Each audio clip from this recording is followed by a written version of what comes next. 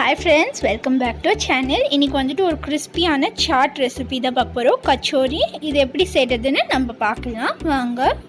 இதுக்கு 1/2 கப் மூங் தால் பொங்கல் பருப்பு சேர்த்திட்டு அது முழுங்குற அளவுக்கு தண்ணி சேர்த்திக்கோங்க.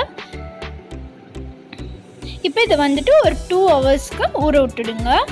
இப்போ ஊறினதுக்கு அப்புறமா இதை ஸ்ட்ரெயின் பண்ணிட்டு இதை வந்து 1க்கு 2 பல்ஸ் பண்ணிக்கோங்க இந்த மாதிரி. இப்போ வந்துட்டு டோ ரெடி பண்ணிடலாம். அதுக்கு 2 கப் மைதா, 4 டேபிள் ஸ்பூன் நெய், ஒரு 1/2 டீஸ்பூன் உப்பு, இதை நல்லா மிக்ஸ் பண்ணிக்கோங்க. நெய் சேர்த்துறது வந்து உங்களுக்கு நல்ல கிறிஸ்பினஸ் கொடுக்கும். இதை நல்லா மிக்ஸ் பண்ணிவிட்டு கொஞ்சம் கொஞ்சமாக தண்ணி சேர்த்தி ஒரு சாஃப்டான டோ ரெடி பண்ணிக்கோங்க. உங்களுக்கு ரொம்ப ஒட்டுச்சு அப்படின்னா நீங்கள் ஒரு டீஸ்பூன் நெய் சேர்த்திக்கோங்க. இந்த மாதிரி பெனஞ்சு ஒரு 15 மினிட்ஸ் ஒரு துணியில் மூடி வச்சுருங்க.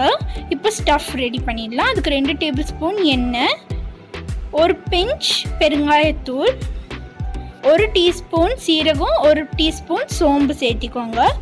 1 டேபிள் ஸ்பூன் இடித்த கொத்தமல்லி விதையை சேர்த்திட்டு நல்லா ஒரு 2லேருந்து 3 நிமிஷத்துக்கு மீடியம் ஃப்ளேமில் வறுத்துக்கோங்க.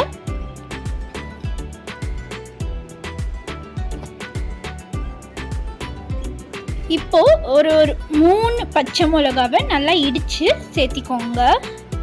1 டேபிள் ஸ்பூன் இடித்த இஞ்சியை சேர்த்திக்கோங்க. 1 டீஸ்பூன் மிளகாத்தூள், 1 டீஸ்பூன் கரம் மசாலா, 1 டீஸ்பூன் உப்பு சேர்த்திக்கோங்க.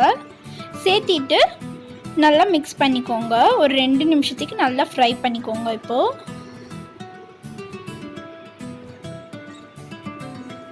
இப்போ ஒரு 5 டேபிள் ஸ்பூன் கடல மாவு சேர்த்திட்டு அந்த பச்சை வாசனை போய் ஒரு நல்ல ஸ்மெல் வரும் இல்லைங்களா, அது வரைக்கும் நல்லா வறுத்துக்கோங்க.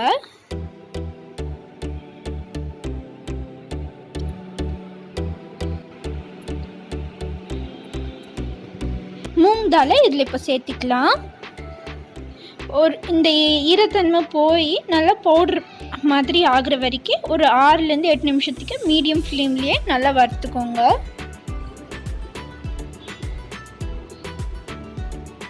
இந்த மாதிரி ஆகிற வரைக்கும்.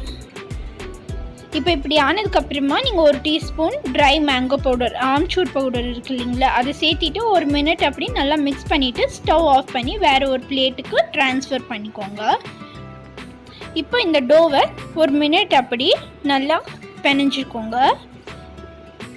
பெனஞ்சிட்டு சின்ன சின்னதாக பால்ஸ் செஞ்சு வச்சுக்கோங்க. இப்போ வந்துட்டு இதை பூரி சைஸுக்கு நல்லா திரட்டிக்கோங்க இந்த மாதிரி. இப்போ இதில் வந்துட்டு 1 டீஸ்பூன் அந்த ஸ்டஃப் ஆட் பண்ணிவிட்டு இந்த மாதிரி க்ளோஸ் பண்ணிக்கோங்க.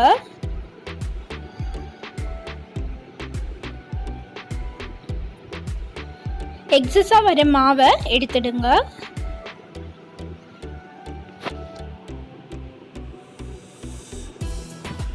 இப்போ இது திரும்பவும் 1 இன்ச் அப்படி திக்னஸ் இருக்கணும். ரொம்ப தின்னு இருக்கக்கூடாது, ரொம்ப திக்காக இருக்கக்கூடாது. இந்த மாதிரி திரட்டிக்கோங்க கேர்ஃபுல்லாக, ஸ்டஃப் வெளியே வராமல்.